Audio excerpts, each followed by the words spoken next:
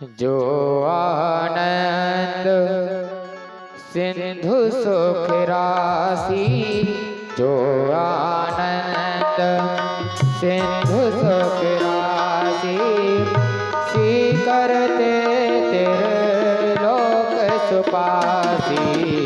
जो आनंद सिंधु सुख राशि, श्री करते लोक सुपासी।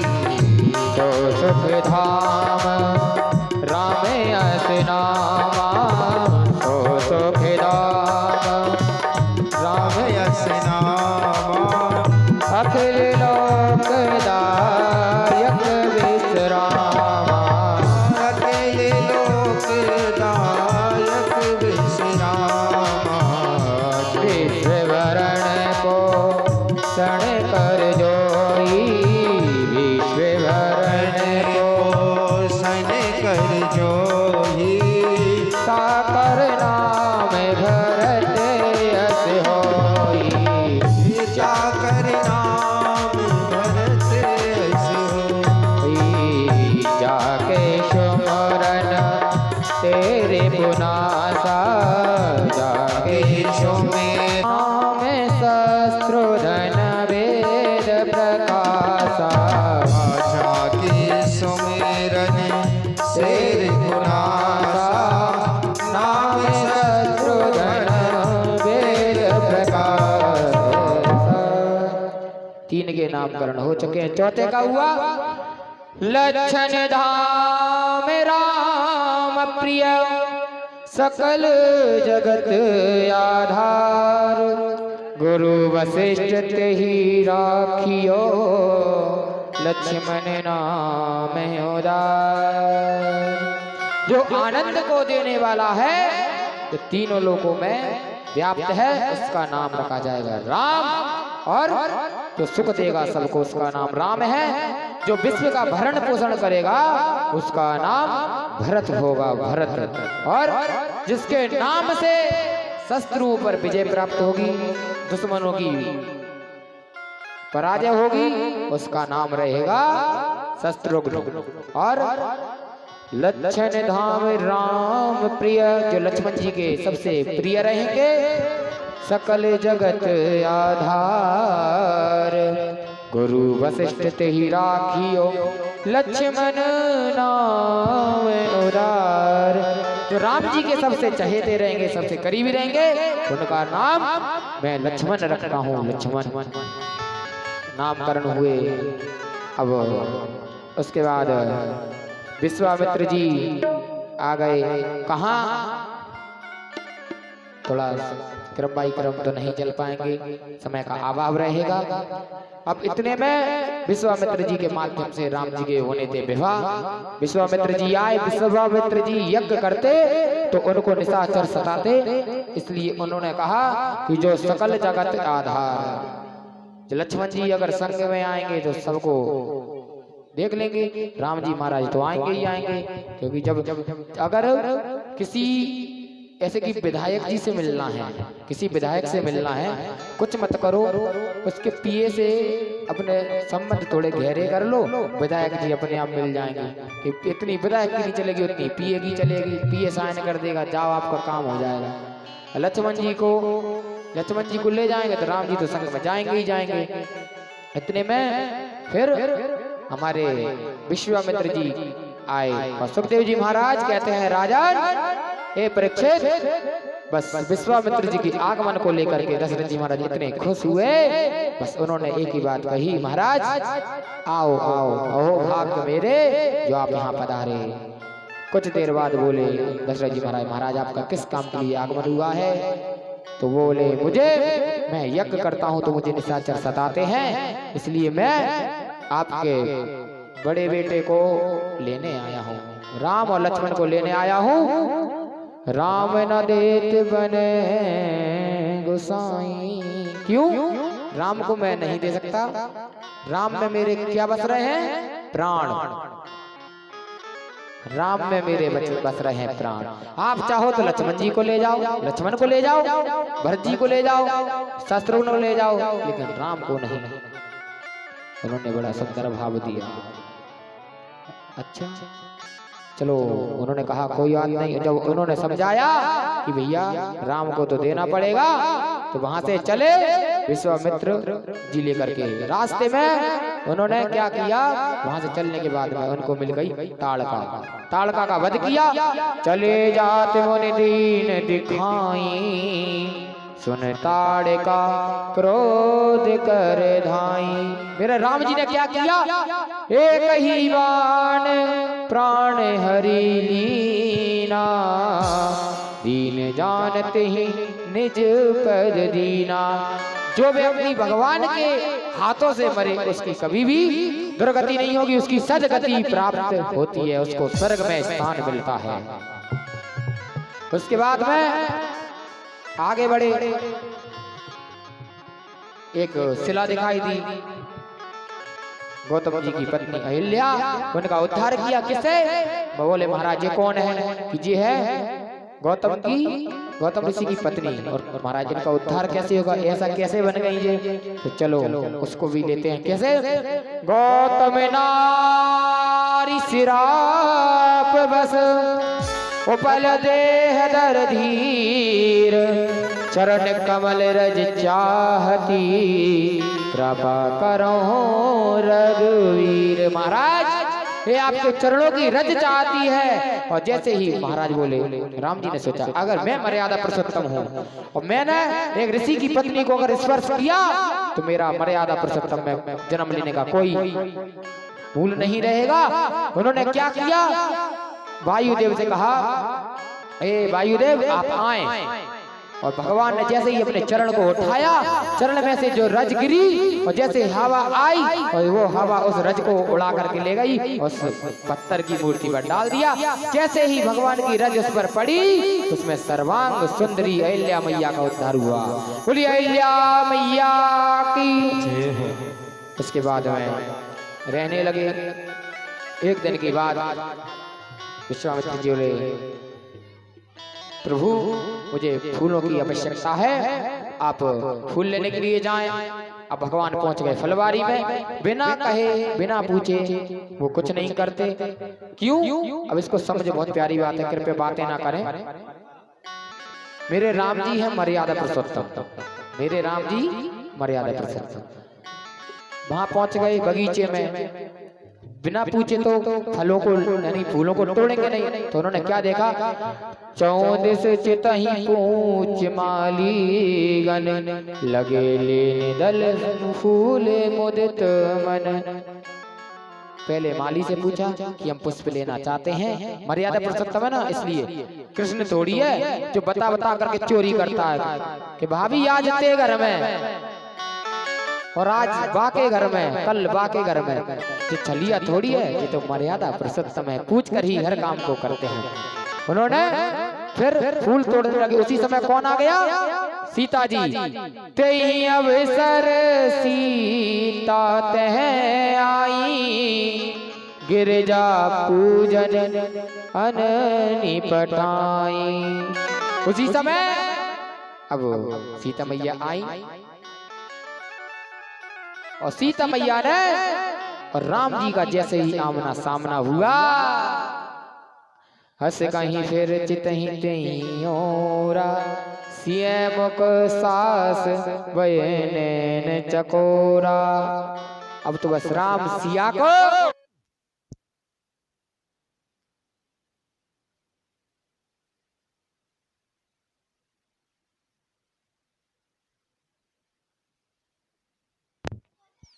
राधे राधे राधे राधे राधे। उन्होंने कहा कि राम सिया को बस देखते रह गए, देखते रह गए। क्यों? एक बात और बताऊं कि उसका एक नियम है। कैसा? कि जब वह वहां पहुंचे तो क्या हुआ, बहुत प्यारा भजन है, लेकिन राम कथा तो नहीं है, कृष्ण कथा है। राम देखें सिया को, सिया राम को, राम देखें सिया को, सिया राम को, चार अखियां लड़ी की लड़ी रह गई। बहुत प्यारा भजन है। चलो एक लाइन गाई देते हैं। राम देखे सिया को सिया राम को, राम देखे सिया को सिया राम को, चार अखियां लड़ी की लड़ी रे, चारों अखियां लड़ी की लड़ी रह गई, चार अखियां लड़ी की लड़ी रह गई, चारों अखियां लड़ी की लड़ी रह गई। राम देखे सिया को सिया राम को, राम देखे सिया को सिया राम को, चार अखियां लड़ी की लड़ी रह गई, चारों अखियां लड़ी की लड़ी रह गई। जब मेरे सीता मैया राम जी को देख रही हैं, राम जी सीता जी को देख रहे हैं, पलक तो झपकी नहीं रही, दोनों की पलक नहीं झपक रही किसी की भी। और इसके बाद में क्या हुआ, बस देख दाख के चले गए। अब लक्ष्मण जी ने राम जी से पूछ लिया, महाराज आप इतनी देर से उनको देखते जा रहे थे, अब जल्दी से बता दो कि कौन है। तो उन्होंने देखो कितना प्यारा भाव दिया अपने भाई के प्रति कि लक्ष्मण ये कौन है मैं बता देता हूँ। तात जनक तनया ये सोई, धनुष जाकर यही कारण होई। अच्छा महाराज यही है जनक जी की पुत्री? हाँ लक्ष्मण यही है। अच्छा महाराज और यहाँ क्या करने आई? पूजन गौरी सखी ले आई, करत प्रकाश फिर फूलवाई। अच्छा महाराज ऐसा है महाराज, लेकिन ये तो मुझे ऐसा लग रहा है कि पूजा करने नहीं, ये तो पूरी फुलवारी में जो बाग है उसमें प्रकाश करती रह रही है, पूरी पूरी पूरी बगीचे में प्रकाश करती फिर रही है। तो महाराज आपने क्या देखा? कि बस मैं तो क्या देखा, थके नैन रघुपति छब देखे, पलकन हूँ परिहरहीन निमेष। मैं तो बस उनको देखते ही रह गया, मेरी तो पलक भी नहीं झपकी। उसके बाद में विवाह से पहले गौरी पूजन होता है, हम भी जाते हैं माता को पूजने, किसी लड़का लड़की किसी की भी शादी हो गौरी पूजन होता है, पूजने जाती हैं। तो इधर धनुष यज्ञ से पहले गौरी पूजन के लिए मैया आई। जय जय गिरिवर राज किशोरी, जय महेश मुख चंद चकोरी। बस ऐसा बोला ये मैया, बस आप ही हो, इतना बोला।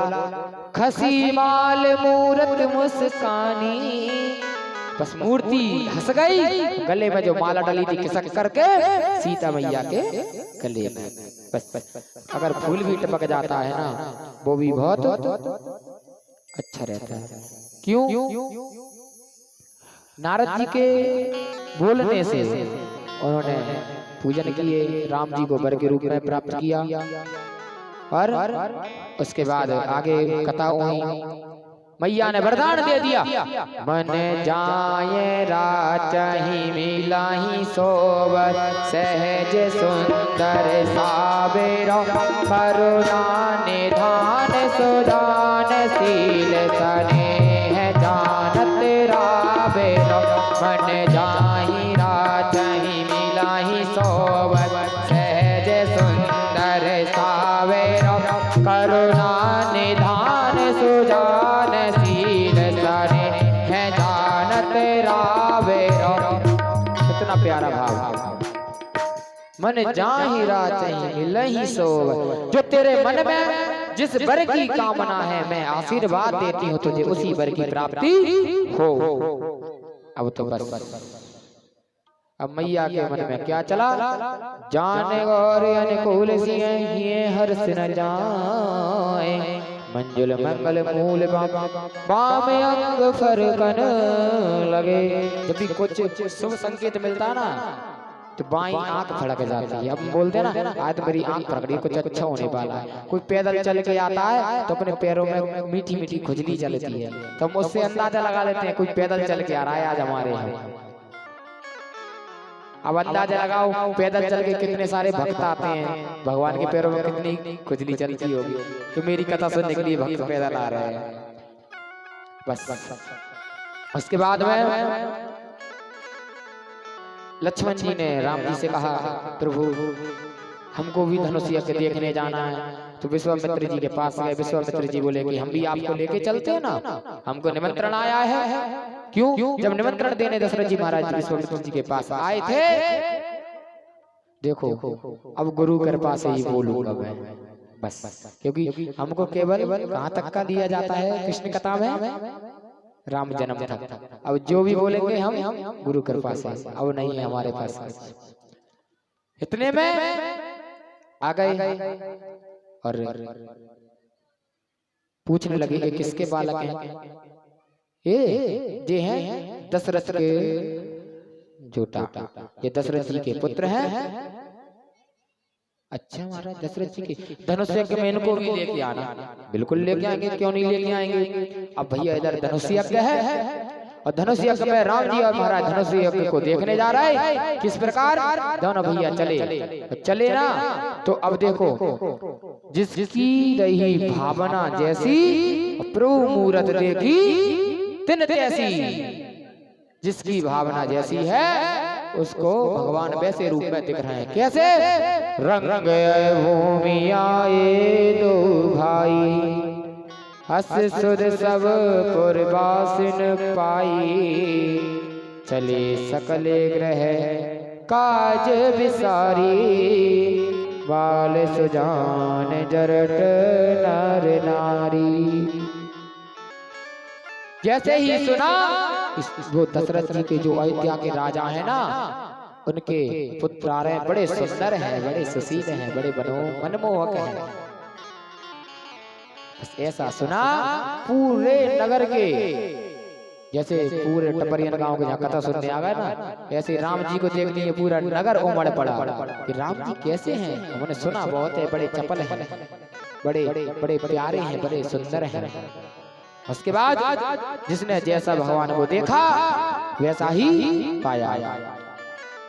अब सब मंचन ते मंच पर सुंदर सुखद विशाल, सबसे ऊंचा मंच था, उस पर मेरे राम जी, लक्ष्मण जी और विश्वामित्र जी बैठ गए, विराजमान हो गए। सब राजा देख रहे हैं। इनमें कौन सी खास बात है कि जिनको इतना ऊंचा मंच दिया। हमको क्या करना, अभी उठेंगे इसको तोड़ देंगे, वरमाला लेकर के अपनी पत्नी को साथ लेकर के चल देंगे। उनको क्या पता कि सीता हमेशा राम की है और लक्ष्मी हमेशा नारायण की है और पार्वती हमेशा भोले की है। कोई किसी का हक नहीं है कि हर कोई उठा ले, ये कोई चीज थोड़ी है कि हर कोई उठा के चल देगा। उधर अब धनुष उठाने लगे तो कैसे उठ रहा है धनुष? भूप सहस दस एक ही बारा, लगे उठावन टरहि नटारा, डगहि न शंभु सरासन, कैसे कामी बचन सत्य मनु जैसे। अब बहुत लोग यहाँ पे खंडन करते हैं, राम कथा होती तो खंडन करते, फिर भी छोटा सा खंडन करते हैं। किसी ने समझा भूप से है यानी कि कम से कम 10,000 राजाओं ने एक साथ उठाया होगा धनुष, लेकिन नहीं, एक साथ नहीं उठाया, एक एक करके 10,000 राजाओं ने उठाया, एक एक करके। एक आ गया उस पर नहीं उठा, दूसरा आ गया, ऐसे उठाया। एक दम में अगर 10,000 राजा उठाते और अगर धनुष उठ जाता तो सीता मैया के 10,000 राजाओं के गले में माला डालती क्या? नहीं, एक एक करके 10,000 राजाओं ने उठाया था पूरे दिन से शाम तक। उसके बाद बस अब तो राम जी जब दशरथ जनक जी भड़क गए, कोई नहीं है यहाँ, पूरी जो धरती है सब भीन हो गई, कोई योद्धा नहीं है जो इस धनुष को उठा सके। मेरी बेटी सीता तो इस धनुष को अपनी उंगली से सरका देती थी, उंगली से खिसका देती थी, कोई नहीं है यहाँ।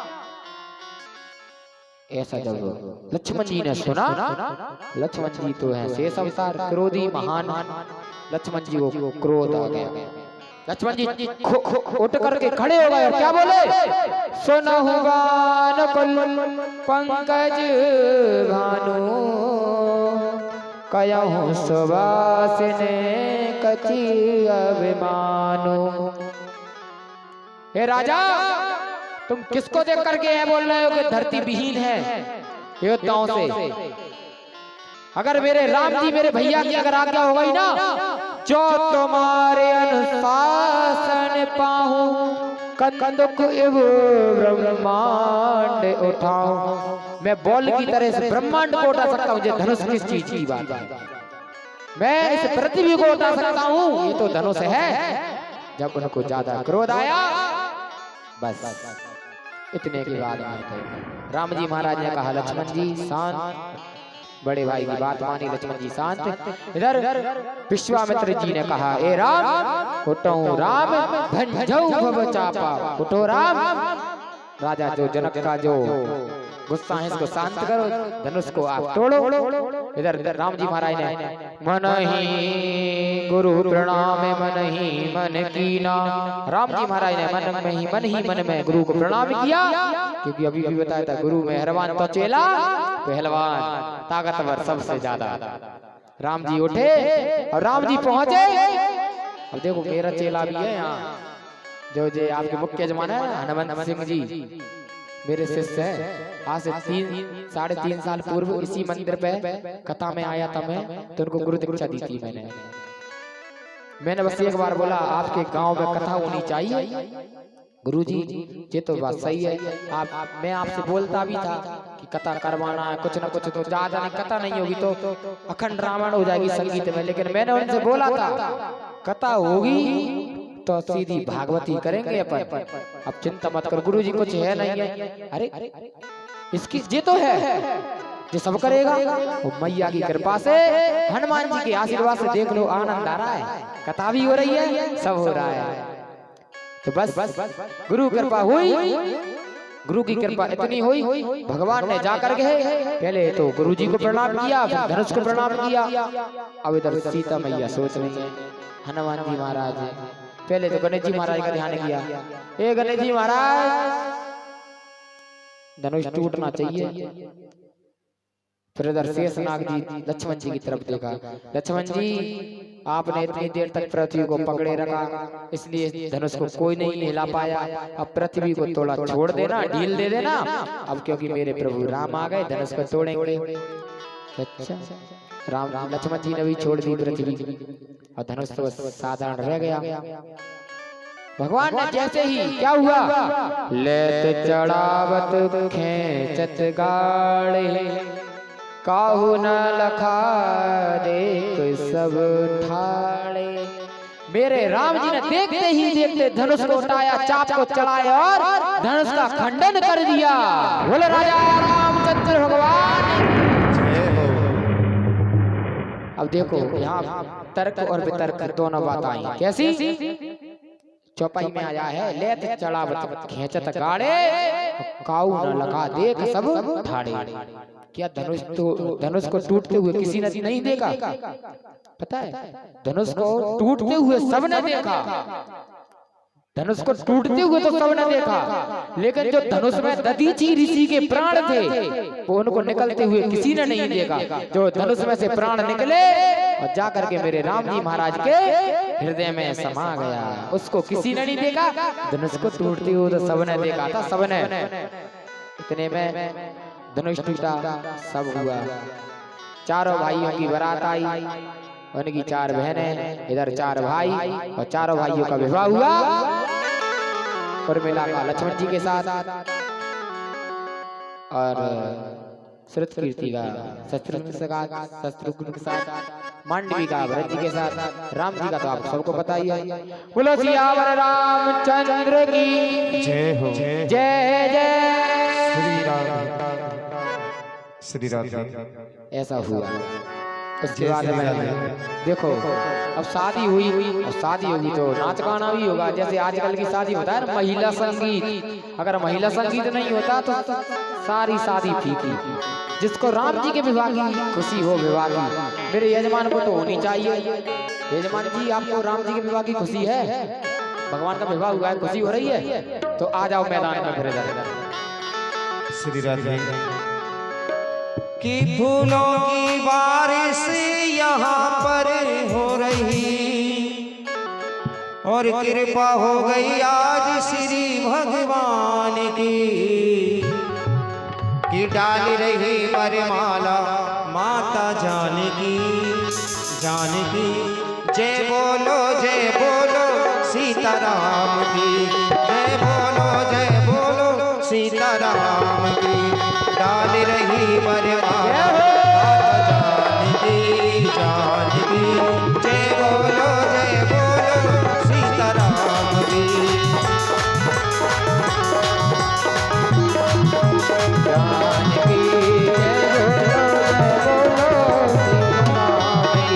फूलों की बारिश यहाँ पर हो रही, कृपा हो गई आज श्री भगवान की।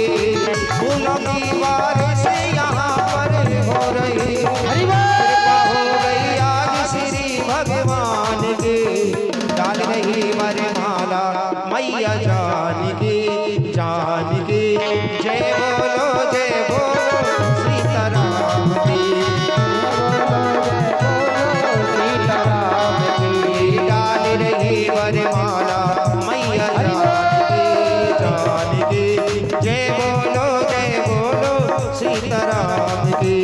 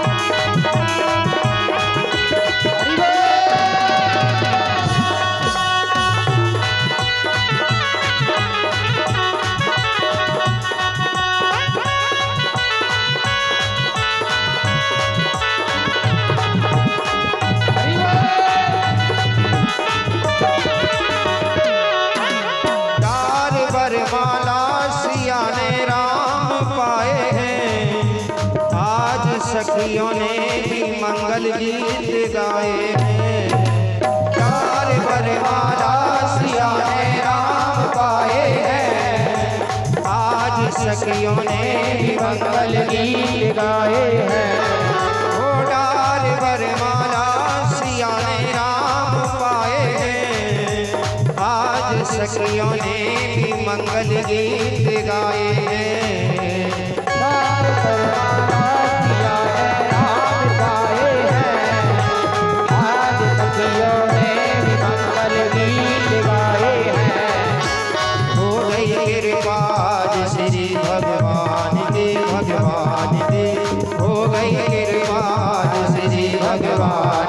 भगवान की जय बोलो सीताराम की। जय बोलो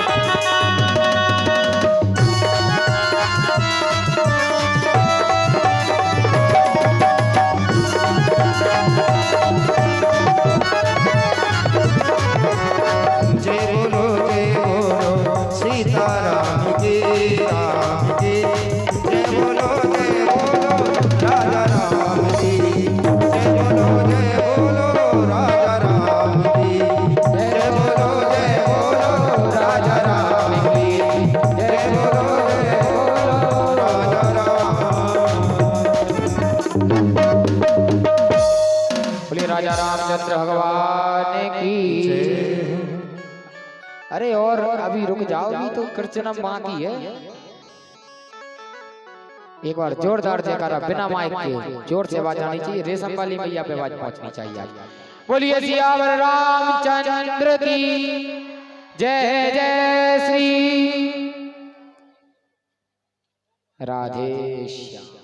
इधर विवाह हुए चारों भाइयों के। अब तो बस कम से कम ज्यादा नहीं तो 6 महीने बारात रुकी जनकपुरी में। 6 महीने बारात रुकने के बाद में अब विदा मांगी। विदा मांग करके जब दुल्हे नगर में आई, अयोध्या में खुशियों का कोई ठिकाना नहीं। बस अब तो जिसको भी देखो नाचता जा रहा है, प्रेम में मग्न होता जा रहा है। प्रभु इतनी खुशी सबको, इतनी खुशी हुई कि मानो कि बस अब तो बारात पहुंच गई, बारात विवाह हो गई, बारात लौट करके आई। लौट करके आने के बाद में बस अब तो आगे और बड़ी चर्चा हुई। इधर दशरथ जी बोले अब तो मेरे राम का मुझे अभिषेक करना है, राज्याभिषेक। इधर राज्याभिषेक की तैयारी होने लगी। उधर जाकर के कैकेयी ने मंत्रा संवाद हो गया। इधर तो महाभारत हो गई। मंत्रा ने कैकेयी के कान भर दिए और कह दिया कि अगर एक बात बता दें हम आपको, अगर राम का अभिषेक हो गया तो आपके बेटे भरत को करना पड़ेगा क्या राम की गुलामी।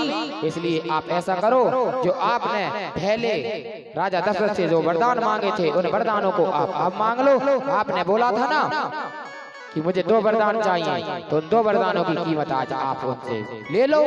कि ये बात सही है। उन्होंने कहा बिल्कुल मैं ऐसा ही करूंगी। अब कहते हैं मन थरा, अगर जो मन में ही बैठ जाए वो कभी किसी चीज की खुशी नहीं पा सकती। और उनके मन में बैठ गए। उन्होंने राजा दशरथ के पास गए और बोले हे प्रभु कि जो आज मैं गया तो मैंने देखा कि कैकेयी मैया कोप भवन में है। उन्होंने कहा कोप भवन में क्यों? आज तक ऐसा नहीं हुआ कि इस अयोध्यापुरी में कोई भी कोप भवन में गया हो। महाराज पता नहीं, आप जाकर के पूछें। वहां गए, कृपया समय का अभाव है, थोड़ा क्रम से वैसे चलते हैं। वहां गए, जब दशरथ जी ने पूछा ए प्रिय क्या हुआ, तो प्रभु आपने क्या कहा है, क्यों कि कल क्या हो रहा है? कि कल हमारे राम का, हमारे बेटे का राज अभिषेक होगा। प्रभु एक बात मैं आपको बता दूं कि क्या कि राजा बनेगा तो मेरा बेटा ही। उन्होंने कहा ऐसा क्यों? जो आपने मुझे 2 वरदान दिए थे मैं उनको मांगती हूँ। पहला 14 वर्ष राम वनवासी, दूसरा भरत का होना चाहिए राज्याभिषेक। बस ये तूने क्या मांग लिया कैकेयी, तूने क्या मांग लिया मेरे से?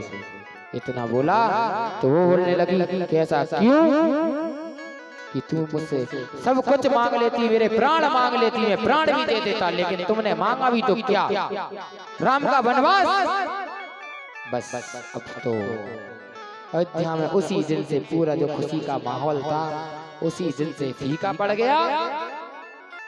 इधर जब राम जी को पता चला कि मेरी माँ ने 2 वरदान मांगे हैं, पहला वचन जो हमको 14 वर्ष वनवास में काटना है, और राम जी तो जाने के लिए तैयार हुए। माँ सीता बोली कि प्रभु मैं भी जाऊंगी आपके साथ।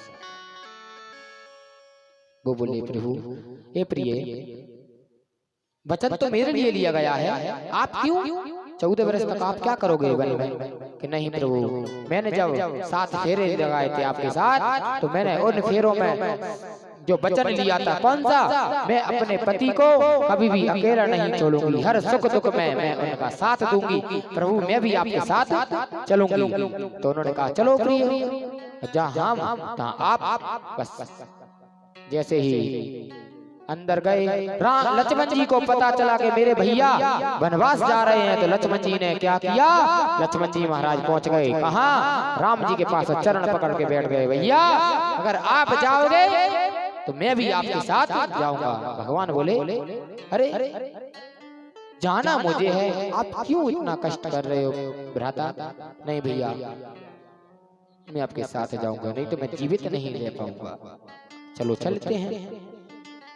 तो वह तीनों वनवासी के भेष में जब पिता के सामने आए, पिता की आंखों से आंसू रुके ना गए और उसी वक्त क्या करें, विधि के लेख को कोई नहीं मिटा सकता।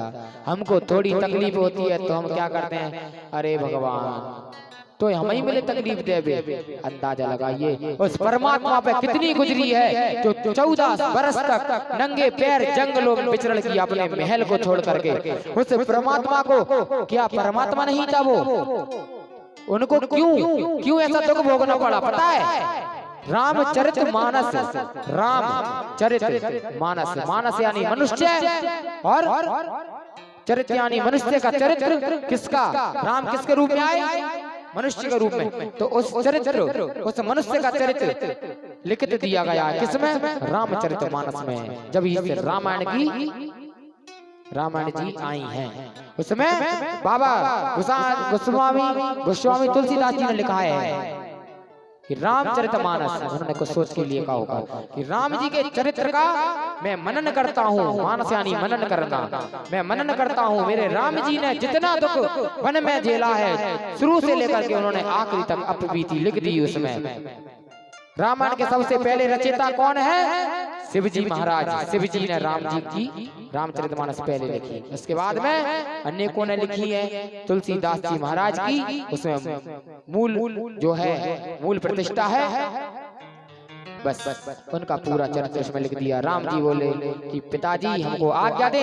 कौन पिता कह देगा कि जा बेटा वन में जा? कौन कह देगा? बस रोने लगे। और इधर सुमंत जी से कहा कि जाओ उस राज्य उसमें उसको सजाओ रथ को और मेरे बेटे को सकुशल छोड़ करके आओ। वहां पहुंचे सुमंत जी महाराज और देखो राम जी के परिवार का कितना स्नेह था कि राम जी का परिवार वो तो नहीं गया, लेकिन जो प्रजा थी पूरी राम जी के साथ चल दी कि भगवान हम भी जाएंगे, हम भी जाएंगे। जब तक आप वन में रहोगे जब हम भी वन में रहेंगे।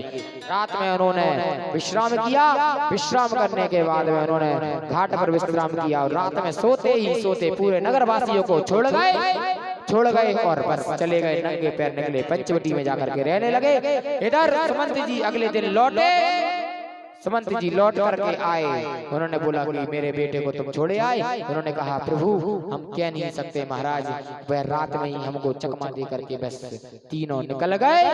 बस अब तो बस दशरथ जी के प्राण निकल गए। क्या क्या करके? राम राम कहे राम कहे, राम राम कहे राम। राम राम शब्द उन्होंने 6 बार बोला और 6 बार बोलने के बाद में दशरथ जी महाराज ने अपने प्राणों को भगवान के चरणों में लीन कर दिया। बोलिए दशरथ जी महाराज की जय हो। अब आगे बढ़े। अब आ गई कथा। आगे बढ़ते गए उनको जाना था गंगा पार। कोई नाव ना दिखाई दी। उन्होंने एक नाव वाले को आवाज लगाई। उन्होंने नाव वाले को आवाज लगाई तो सबसे पहले क्या हुआ? उनसे मिले। किससे मिले? राम जी महाराज केवट से, केवट मल्हार उससे मिले। जब उनको इधर उधर कहीं नाव दिखाई नहीं दी, जब उनको नाव दिखाई नहीं दी तो उधर उधर देखते गए और जब केवट के पास पहुंचे तो उन्होंने कहा अरे भैया ये तो वही राम है जिनने अयोध्या जी में जन्म लिया और उस पत्थर की देवी को भी तार दिया, ताड़का का वध किया।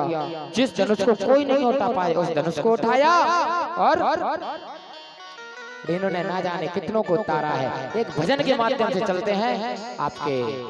आप देखो राम जी के भक्त भी हैं यहाँ बहुत ज्यादा। तो बस भाव को समझने की कोशिश करना। क्या कहा उन्होंने समझना। अभी नाव में बैठा ले नहीं है, अभी तो उनसे बातचीत कर रहे हैं। किस प्रकार समझना। अब वो बोलने लगे कच्चू तुम कारे कच्चू हम कारे। राम जी भी मेरे सामने हैं और जो केवट था वो भी काला सा था। उसने क्या बोला? कच्चू तुम कारे कच्चू हम कारे, कच्चू तुम कारे कच्चू कारे।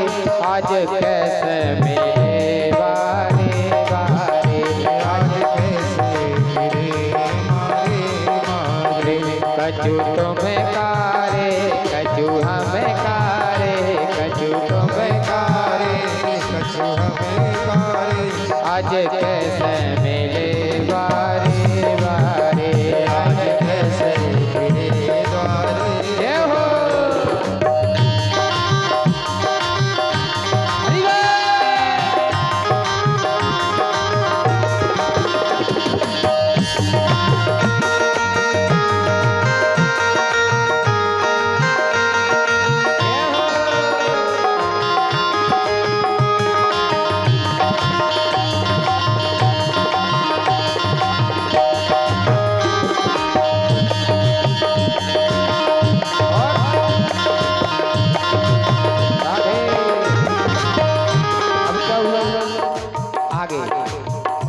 कहा, केवट ने क्या कहा भगवान से, सुनो। कछु हमने उतारे, कछु हमने उतारे, कछु तुमने तारे, कछु हमने उतारे, कछु तुमने तारे, आज खूबई मिले बारे बारे, आज खूबई मिले बारे बारे। देखो केवट के कहने का क्या मतलब निकला। केवट कह रहा है राम जी से, कछु हमने उतारे, यानी कि कछु हमने उतारे हैं, कैसे, इस पार से वह पार, और आपका काम क्या है, कछु हमने उतारे, कछु तुमने तारे, कछु आपने तार दिए, अहिल्या की तरह तार दी, उनको मुक्ति दे दी। कछु हमने उतारे, कछु तुमने तारे, कछु हमने उतारे, कछु तुमने तारे, आज खूबई मिले बारे बारे, आज खूबई मिले बारे।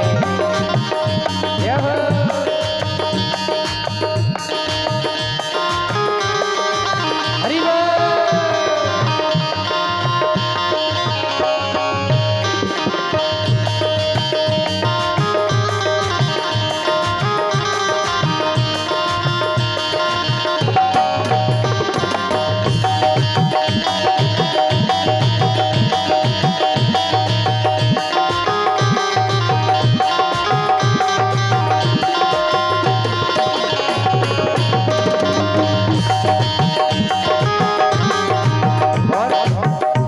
उन्होंने क्या किया, उन्होंने क्या किया, अब देखो, अब बातचीत चल रही है तो पूरी बात चलेगी, समय चाहे कितना ही हो जाए, आराम से कथा सुनो आप प्रेम के साथ। क्या हुआ, उन्होंने आगे कहा,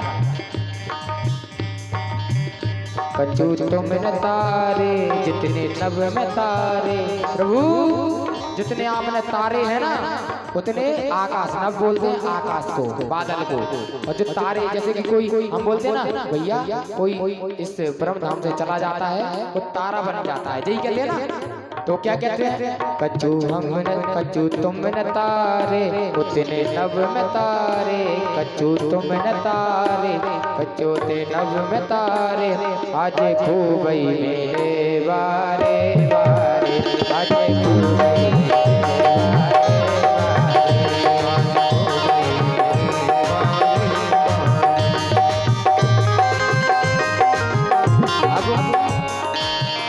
बातचीत हो गई, सारी बात हुई।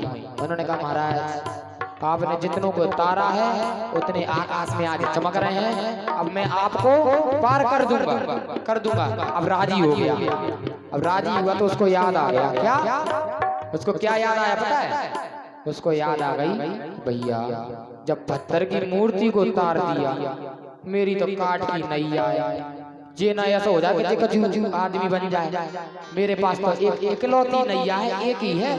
तो क्या कहने लगा बड़े भाव के साथ, पता है पहली बार कृष्ण कथा में मैंने केवल प्रसंग तक कथा ली है, आपके भाव को देख करके। उन्होंने क्या कहा, चलो चलते हैं। राघव चरण धुला लो, राघव चरण धुला लो, घर पार जा रहे हो, राघव चरण धुला लो, राघव चरण धुला लो, घर पार जा रहे हो, राघव चरण धुला लो।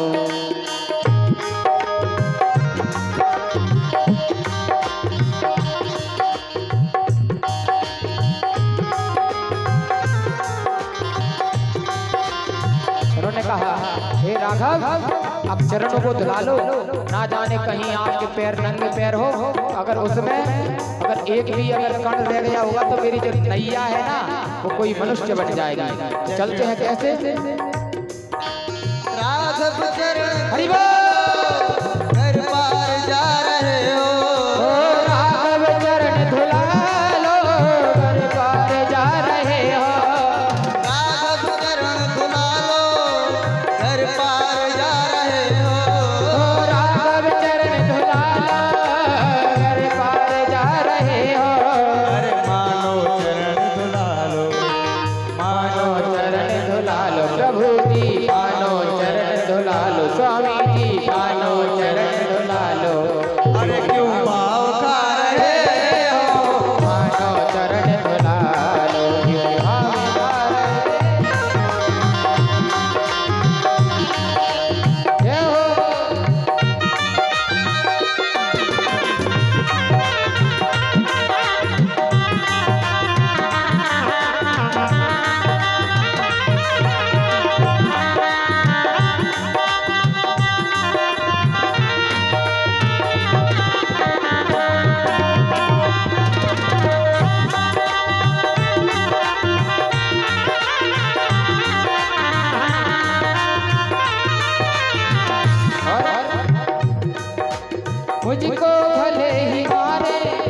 लक्ष्मण तुम्हारे भ्राता, मुझको भले ही मारे लक्ष्मण तुम्हारे भ्राता।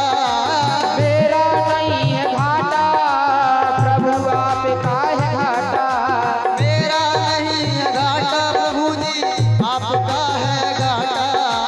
मेरा नहीं है घाटा आपका है घाटा। उन्होंने कहा अगर मैं आपको पार नहीं उतारूंगा प्रभु, मैं आपको पार नहीं उतारूंगा तो मुझे ऐसा लगता है कि आपके जो भ्राता है ना मुझे मार देंगे, मार। तो उन्होंने कहा मुझे उससे कोई मतलब नहीं है कि आप जो भ्राता मुझे मारेंगे, लेकिन मैं तो इतना चाहता हूँ प्रभु कि आप अगर आपने मुझे नहीं लिया ना तो यह समझ लेना कि आपको कोई नहीं छोड़ पाएगा, जहाँ लग से वहाँ लग कोई नहीं छोड़ पाएगा आपको। इसलिए उन्होंने आगे कहा क्या, बड़े भाव के साथ सुनना। देखो कथा तो रोज तो होती नहीं है, ताली बजाते हुए चले आराम आराम से। मुझको भले ही मारे लक्ष्मण तुम्हारे भ्राता, मुझको भले ही मारे लक्ष्मण तुम्हारे भ्राता। मेरा नहीं है इसमें प्रभु आपका है घाटा। मेरा नहीं है घाटा प्रभु आपका है घाटा। मेरा नहीं है इसमें प्रभु आपका है घाटा। मेरा नहीं है आपका है घाटा। करना हो नहीं लाया, करना हो नहीं लाया तो वापस ही जा रहे हो। राघव चरण दुलारो प्रभु जी राघव चरण दुलारो घर पार जा रहे हो। राघव चरण दुलारो घर पार जा रहे हो। राघव चरण धुला लो क्यों भावे खा रहे हो। राघव चरण दुलारो दुलारो राघव चरण धुला लो क्यों भावे खा रहे हो। राघव चरण मिले प्रभु जी राघव चरण मिले क्यों भव से डुबा रहे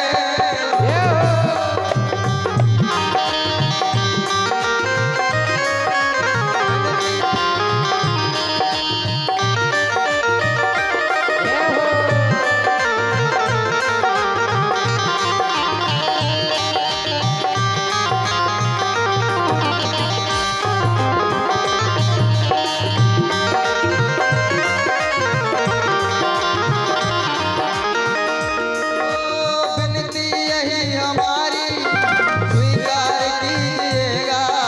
विनती मेरी यही स्वीकार कीजिएगा। अंकुश शरीर के जन पे कृपा कीजिएगा। अंकुश शरीर जन में कृपा कीजिएगा। विनती यही है मेरी प्रभु जी विनती यही है मेरी स्वीकार कीजिएगा। विनती यही है मेरी स्वीकार कीजिएगा। अंकुश शरीर के जन पे कृपा कीजिएगा। अंकुश शरीर जन में कृपा कीजिएगा। राघव मुझे बचा, राघव हरि बोल। क्यों भव से डुबा रहे हो। राघव मुझे बचा लो, राघव मुझे बचा लो क्यों भव में डुबा रहे हो। राघव चरण दुलालो घर पार जा रहे हो। राघव चरण धुला लो घर पार जा रहे हो। राघव चरण दुलालो प्रभु जी राघव चरण दुलालो क्यों भाव खा रहे हो। राघव चरण धुला लो क्यों भाव खा रहे हो। मानो वचन हमारे, मानो बात हमारी क्यों भव से जा रहे हो। राघव चरण धुला लो, राघव चरण धुला लो। बोलने लगे महाराज, हे प्रभु राघव जी चरणों को धुला लो क्यों भाव खा रहे हो। कितना सुंदर भजन है। मानो बातें हमारी क्यों। प्रभु एक ही नैया है, अगर आपको पार जाना है तो मेरी नैया में ही मिलेगी। क्यों? कितनी भी आवाज दे लो नैया नहीं है। उन्होंने कहा प्रभु एक कितनी भी आवाज लगाओ कोई की नैया नहीं है, केवल मेरी है। चलना हो तो चलो, अगर भाव खाना है तो फिर बैठे रहो, हमारा क्या जा रहा है। प्रभु बोले कि भैया अगर तेरी इच्छा है तो चरण धो लो। उन्होंने चरण धो लिए और पार कराया। भजन आपको सबको पता है। मेरी नैया में लक्ष्मण राम में गंगा मैया धीरे बहो। मेरी नैया में लक्ष्मण राम में गंगा मैया धीरे बहो।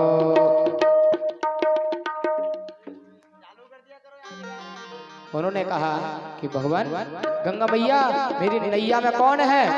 सुनो, मेरी नैया में लक्ष्मण राम में गंगा मैया धीरे बहो। मेरी नैया में लक्ष्मण राम गंगा मैया धीरे बहो। ओ धीरे बहो मैया धीरे बहो, धीरे बहो मैया धीरे बहो। धीरे बहो मैया धीरे बहो, मैया धीरे बहो। धीरे बहो मैया धीरे बहो। उन्होंने कहा प्रभु मैया आप धीरे बहें इस नाव में, क्योंकि मेरी नैया में कौन है, लक्ष्मण और राम।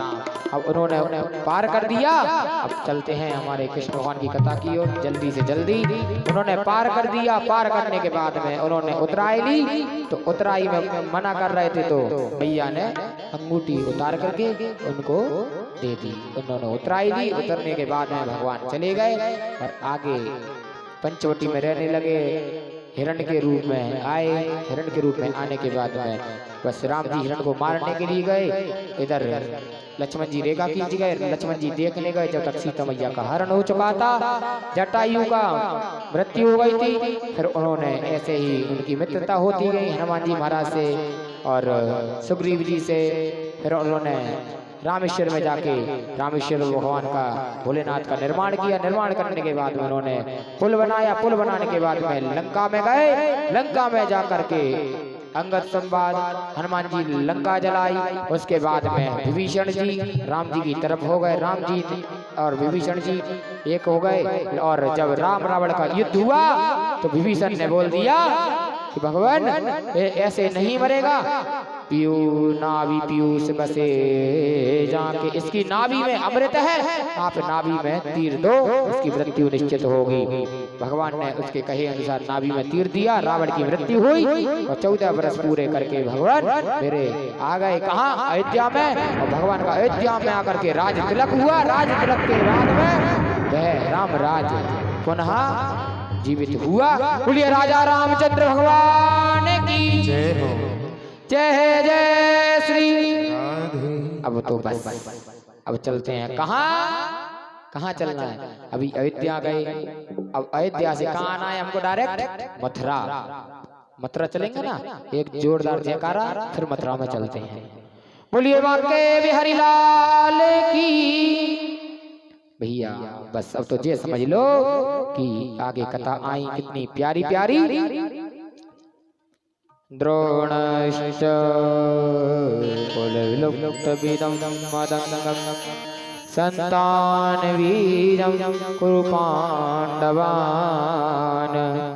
जुगोप कुक्षिगन्त आतचक्रो व्रतश्च ये शरणं गता। देवक्या गर्भ संबंध कृतो देहांतर बिना। अब इधर आई बात तो देखो, उग्रसेन महाराज उग्रसेन महाराज की हुए शूरसेन और शूरसेन महाराज के कंस। उग्रसेन महाराज के कौन है, वसुदेव। इधर उनकी बस जो कंस की जो माँ थी, जब कंस गर्भ में था तो उस पर एक राक्षस की छाया पड़ गई। कौन से राक्षस की, दुर्मिर नाम के राक्षस की, इसलिए उसको क्या होना पड़ा, राक्षस। दुर्मिर गर्भवती महिला को कभी भी ऐसी जगह नहीं जाना चाहिए जहां उसको कष्ट हो। बस दुर्मिर नाम की राक्षस की उस पर छाया पड़ी तो उससे कौन हुआ, कंस। इधर कंस अच्छे तरीके से रहने लगा। कंस ने राजा बनने के उसमें उसने उनके माता पिता को जेल में कारागार में डाल दिया गया। सूरसेन महाराज को कारागार में डाल दिया गया। इधर उन्होंने कहा मेरी एक बहन है, कौन, देवकी। उन्होंने कहा मैं एक व्यक्ति को अच्छी तरह जानता हूँ जो मेरी बहन को खुश रख सकता है, कौन, अरे मेरा मित्र है, कौन, वसुदेव। वसुदेव जी के 6 विवाह तो हो चुके थे और देवकी के साथ उनका और विवाह हुआ। पौरवी रोयणी भद्रा मदिरा लोचना थी पतन आनक दुंदवे। जो उनकी पौरवी रोहिणी भद्रा मदरा रोचना इला पत्नी थी और उसके बाद में उन्होंने विवाह बड़े भाव के साथ में उन्होंने विवाह कर दिया। अब देखो उनको पता कैसे चला कंस को कि मैं राजा हूँ मथुरा का। उनकी माँ ने उनको जन्म दिया और इधर बता दिया था कि जे और जे राक्षस होने वाला है तो मैया चली तो उनको रात में यमुना जी में भेज दिया। यमुना जी में भेज दिया तो उनको सूरसेन जी ने उठा लिया। सूरसेन जी ने उग्रसेन जी ने जैसे उठाया, उग्रसेन बोले कि जे पता नहीं बालक कहाँ मिला है। तो उग्रसेन के जो पुत्र वसुदेव जी थे और कंस दोनों बचपन से ही साथ रहे तो एक दूसरे को जानने लगे। जैसे ही बड़े हुए तो नारद जी महाराज का काम क्या है, इधर से उधर एक की दो लगाना। तो नारद जी महाराज ने कहा अरे कंस तुम यहाँ रह रहे हो, दूसरे के टुकड़ों में पल रहे हो, क्यों महाराज क्या हुआ, मेरे पिता तो यही है। अरे जे तुम्हारे पिता नहीं है, तुम तो मथुरा के राजा हो। अच्छा महाराज तुम सूरसेन के पुत्र हो। अच्छा महाराज, बस उसको आया क्रोध तो उनको कारागार में डाल दिया गया था और इसलिए अब राजा राज्य करने लगा। उसने कहा मेरी बहन है तो वसुदेव जी से विवाह किया। विवाह हुआ धूमधाम से, बहुत बढ़िया धूमधाम से विवाह हुआ। जब खुद सारथी बन करके अपनी बहन को रथ में बैठा करके ले जाने लगा तो आकाशवाणी हुई, क्या, अरे ओ कंस, जिस बहन को तू इतना प्यार दे रहा है, प्रेम कर रहा है, इस देवकी का 8वां लाल और तेरा काल होगा। बस इतना तो सुना कंस ने। जो अपने माता पिता का नहीं हुआ वो अपनी बहन का क्या होगा। कंस ने तुरंत उठ करके रथ को रोका और उठ करके आया और देवकी के केस पकड़े, बालों को पकड़ करके रथ से नीचे गिराया और बस इतने में तो मारने को दौड़ा। वसुदेव जी बोले अरे अरे कंस क्या हुआ मित्र। अरे मित्र नहीं, मैं तुझे बता दूं कि अभी आकाशवाणी नहीं सुनी तूने कि इसी देवकी का 8वां लाल और मेरा काल होगा, कि मैं देवकी कोई नहीं छोड़ूंगा तो इसका लाल कहां से आएगा। वो बोला अरे ऐसा ना करो मित्र, ये आपकी बहन है। थोड़ा दिमाग में आई तो उसने कहा कि ऐसा करो, आप हमको अपने पास रख लो, आप कारागार में डाल दो, जैसे ही हमारे पुत्र होते जाएंगे हम आपको देते जाएंगे। चलो ठीक है, बात मान ली कि बचपन का मित्र था इसलिए बात मानना पड़ा। बात मानी, समय का चक्र घूमा, देवकी के यहाँ पहला पुत्र हुआ। पहला वसुदेव जी चले पुत्र को लेकर के कंस के पास।